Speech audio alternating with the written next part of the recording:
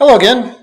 In this video, we're going to go over an example where we find higher order derivatives using implicit differentiation. So the example we're going to look at is example 5. So in this example, we're given that x squared plus y squared is equal to 1, and we want to find the second derivative of y with respect to x.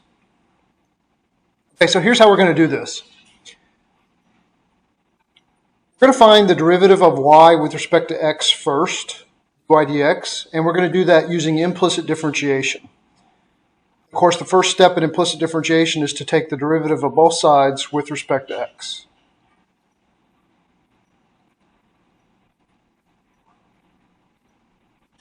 Now, on this left-hand side, we can find the derivative of each of these individually and then add the derivatives together.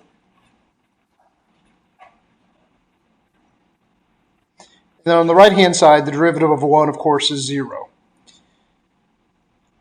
Okay, so this first derivative here, of course, is 2x using the power rule. Now we have to find the derivative of y squared with respect to x. In order to do this, we're going to have to use the chain rule because this is really a composition of two functions where y is the inner function. And remember, y is assumed to be a function of x in this case. And it's being raised to the second power, which is kind of the outer function.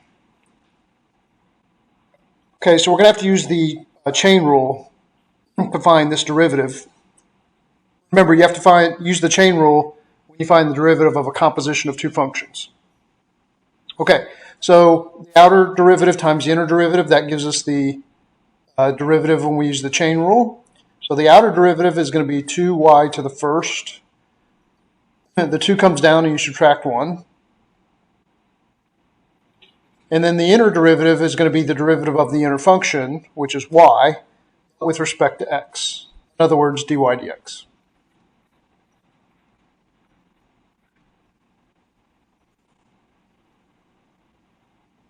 Okay, and now what we're going to do is isolate the dy dx, right? So let's subtract the 2x over to the other side.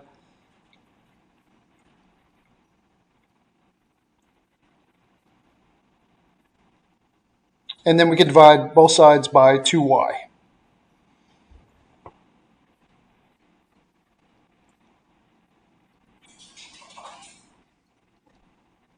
Of course, the 2's are going to cancel here, and that's just going to leave you with negative x over y.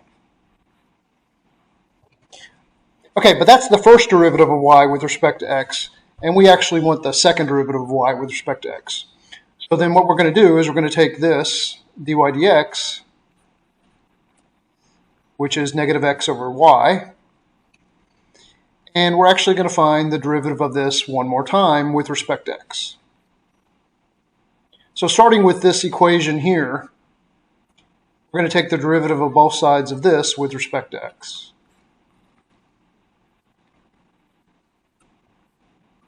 Now, of course, this left-hand side, that's the second derivative of y with respect to x.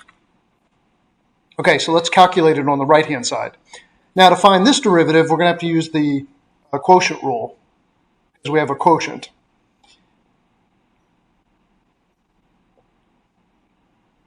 Okay, and so the quotient rule says you take the low times the derivative of the high minus the high times the derivative of the low over the low times the low.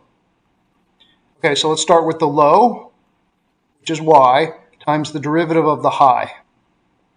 Of course, the derivative of the high would be negative 1. Now, you're taking the derivative of that with respect to x now. So you're going to get negative 1. Okay, so that's the low times the derivative of the high, then minus the high. The high is negative x. And then the derivative of the low, remember, it's with respect to x. So you're just going to get dy dx. And then that's all divided by the low times the low, which of course is just y times y, which you can write as y squared. Okay, so then just to clean this up a little bit, we're going to replace this dy dx with negative x over y, since that's what it's equal to. And so we're going to be left with negative y, and this is going to become a plus x. And then we're going to replace the dy dx with this. It's the same as negative x over y. and then all of that is divided by y squared. Okay, and then maybe to clean this up a little bit further,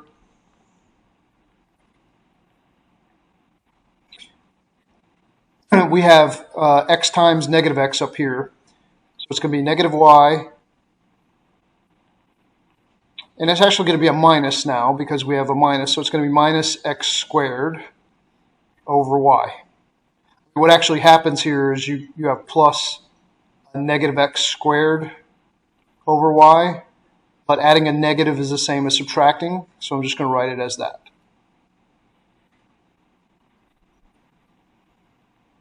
Okay, and then we end up with this complex fraction where you have two layers of division signs, and when that happens, you can always simplify that. And the way we can simplify it is we multiply by y over y. Remember, y over y is equal to 1, so you're not changing the value of this fraction, you're just changing the way it looks.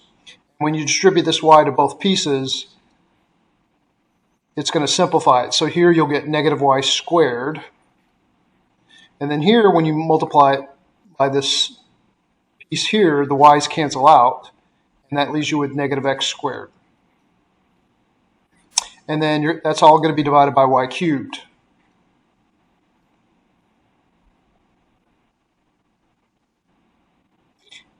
You might think that's about as simple as you can get it, but you can factor out a negative here. And so you get negative of the quantity x squared plus y squared all over y cubed.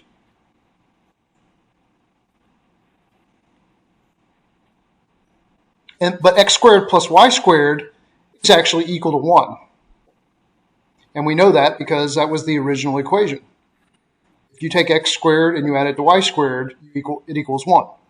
And it doesn't matter what order you do that in. Y squared plus x squared is also 1. So this ends up being negative 1 over y cubed.